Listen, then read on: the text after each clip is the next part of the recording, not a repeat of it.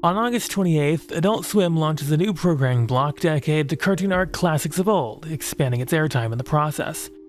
But while this new block is an interesting development, it also reveals a dark truth about both the channel it airs on and the content it's pulling from.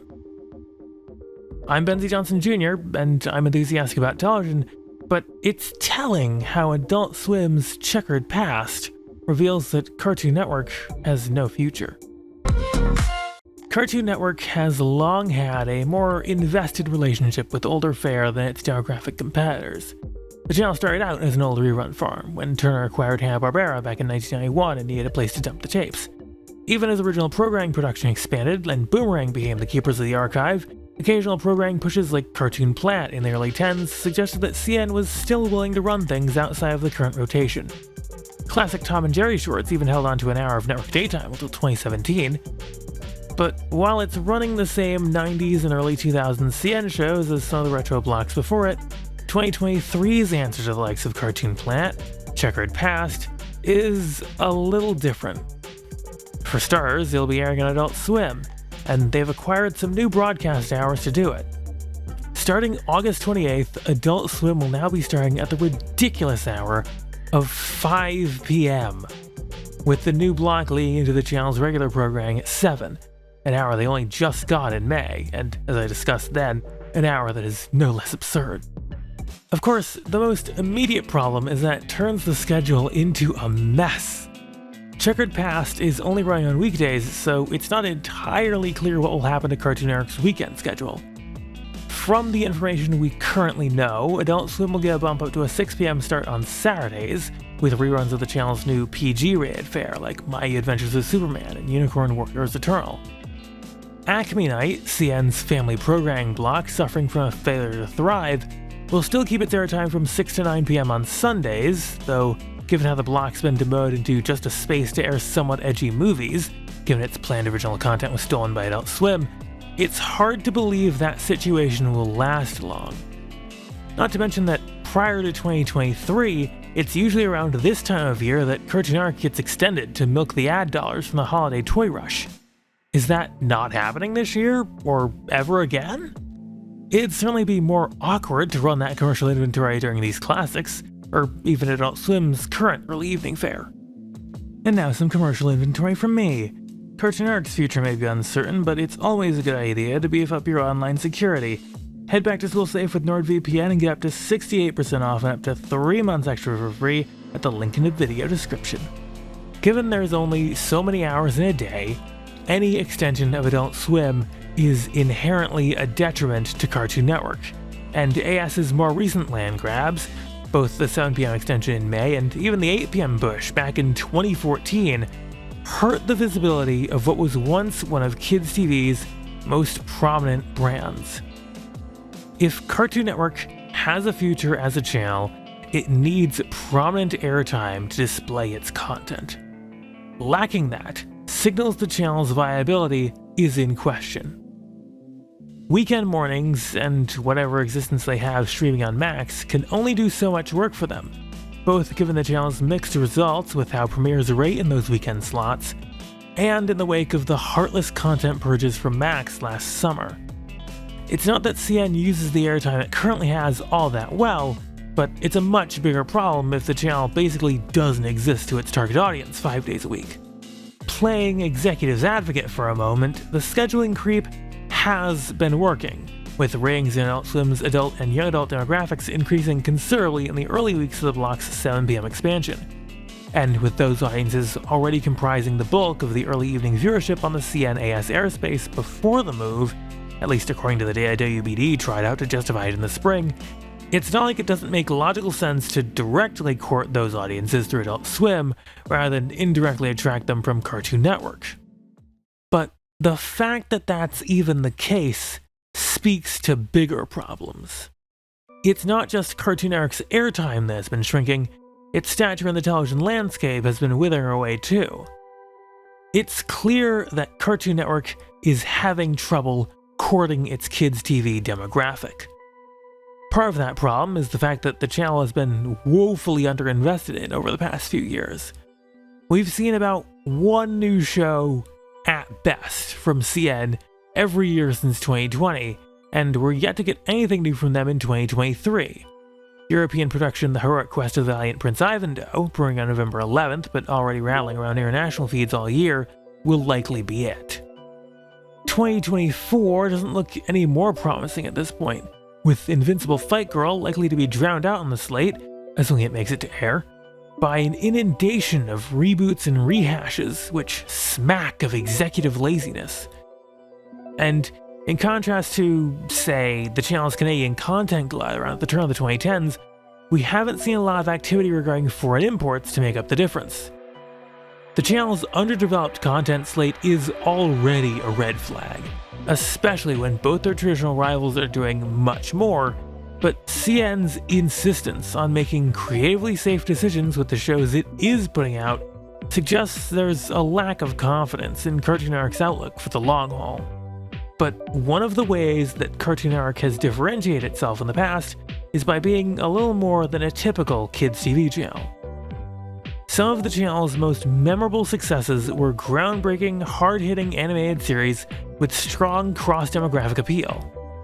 Michael Llewellyn, president of Adult Swim, Cartoon Network, Boomerang, and Discovery Kids, had previously pledged to re-expand CN's demographic reach beyond its traditional boundaries, and extolled the art form just recently in a statement to Deadline back in June.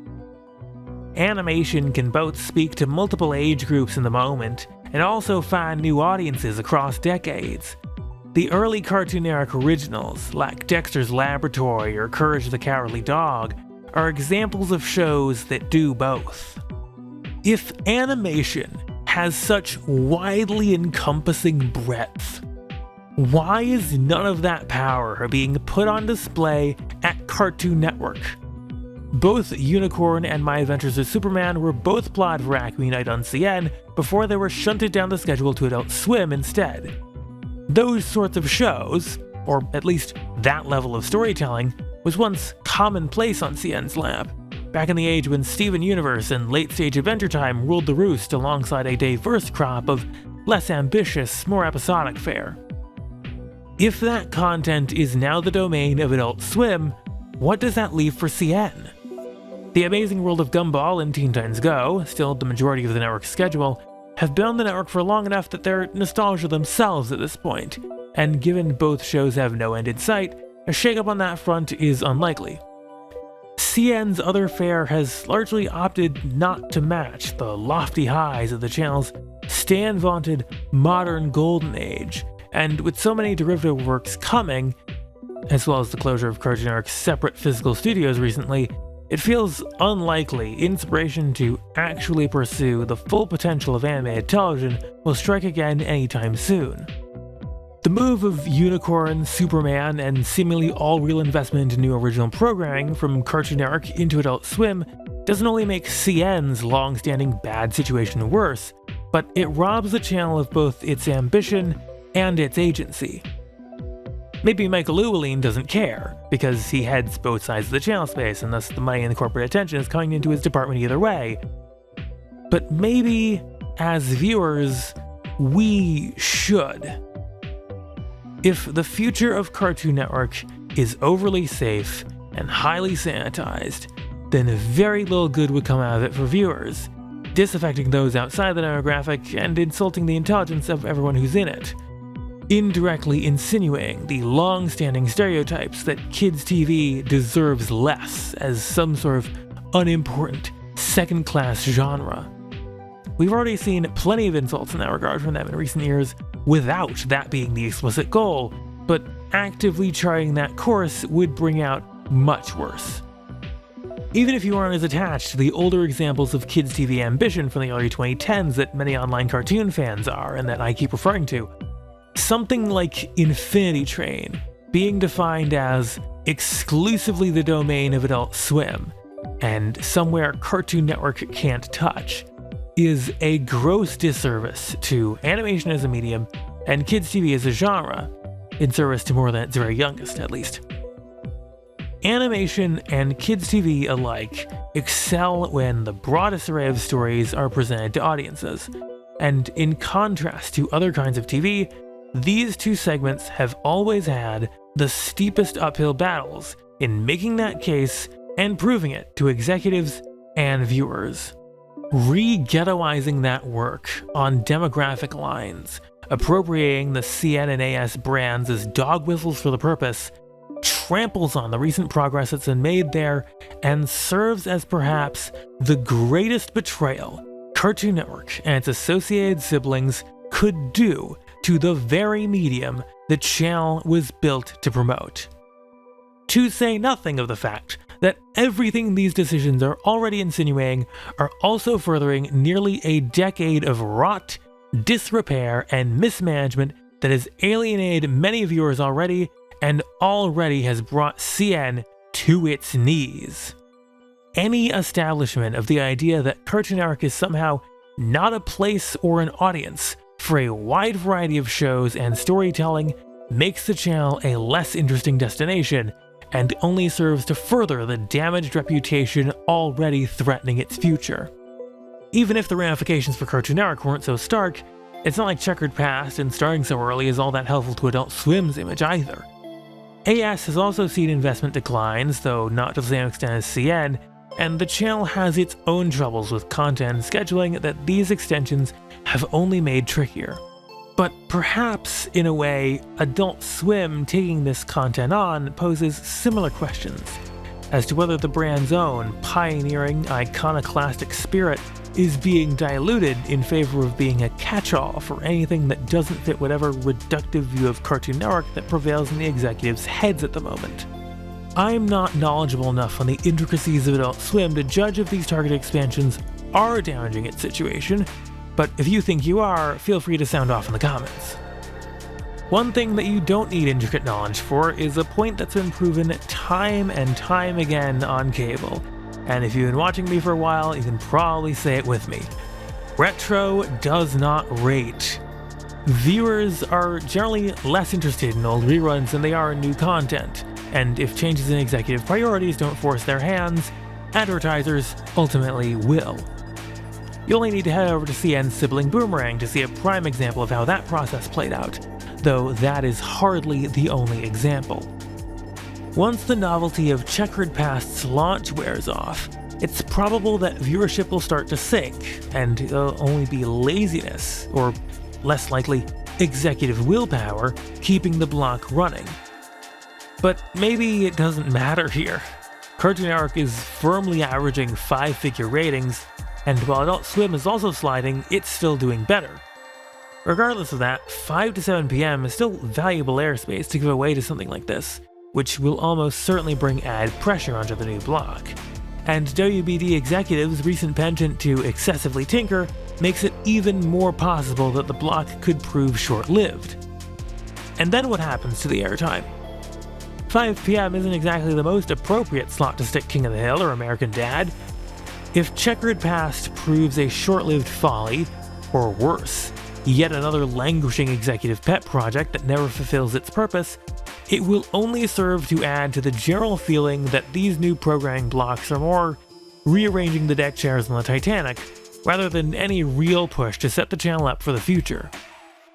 Cartoon Network has seemed pretty fixated on their history recently. Between the 30th anniversary last year and the network making regular mention of series from its archive online, the channel's illustrious bygones have been getting plenty of time in the sun. But Checkered Past continues to ignore CN's challenged present. The channel's focus over the past few years has been on short-term shakeups of its scheduling, and milking the brand's goodwill for all it's worth, instead of laying the long-term groundwork that will actually pave a real way forward for them. It seems Cartoon Network and its executives will do pretty much anything besides fixing what's already broken and announcing a new investment where it actually matters, like original content development, even including being actively destructive to what they already have. Checkered Past, and Adult Swim's expansion earlier and earlier more broadly, serves as yet another of the channel's shiny distractions. Fun to talk about as they launch, but structurally meaningless and unhelpful in practice. It's hard to imagine what today's audiences will think of Cartoon Network when its current shows, as sparse as they are, become attractive history a decade or two from now. assuming they can even still watch the channel now, given how early it closes these days. Considering the state of the channel in 2023, it's hard not to ask, is there really a whole lot worth remembering? Fond memories are great and all, but the nostalgia that Cartoon Network and Adult Swim are milking now through Checkered Past wouldn't be possible without the hard work and creative effort that Mar and Cien seems so reluctant to invest in. And by the channel not just not learning from, but ignoring its recent past, it will be doomed to repeating it, figuratively and literally. Reboots, rehashes, and now reruns. By fully embracing its checkered past, Cartoon Network resigns itself to a non-existent future. As much as they've struggled to fill it, Cartoon Network losing more airtime will still hurt the channel immeasurably. I talked about it in the context of the channel ending at 7 PM up here or down in the description.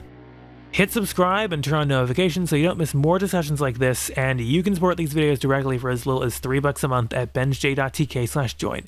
I'll see you next time.